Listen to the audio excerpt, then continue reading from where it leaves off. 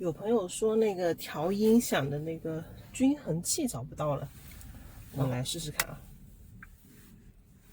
在系统设置里面，这有个声音，声音里面我现在是用自然原声，所以说如果要调这个均衡器的话是点不动的，所以说要关到这里，关到这里以后打开，那就出来了。出来以后我们就按照这个配方给它调试一下，听听效果。我们先听一下原来的。嗨，领克，在听，播放音乐。我猜你应该会喜欢这首歌。眼梦里人笑的城镇，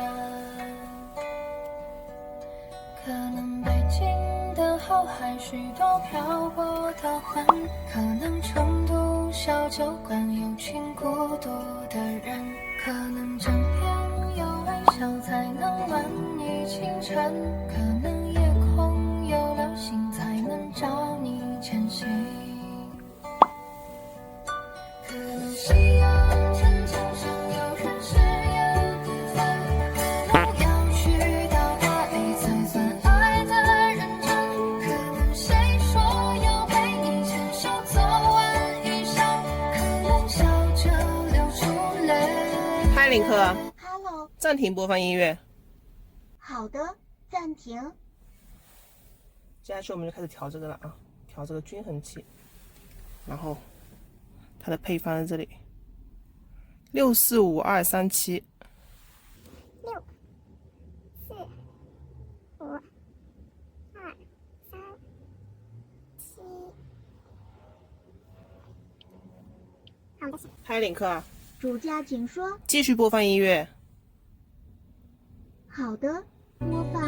可能舞蹈山道上有人虔诚攀登，可能周庄小巷里忽然忘掉年轮，可能要多年以后才能看清曾经，可能在当时身边有双温柔眼睛，可能西安城墙上有人誓言不分，可能要去到大理才算爱的认真，可能谁说要陪你牵手走完一生，可能笑着流出泪，可能终于有一天刚好遇见爱情，可能永远在路上有人奋斗前行，可能一切的可能相信才有可能拥有过梦想，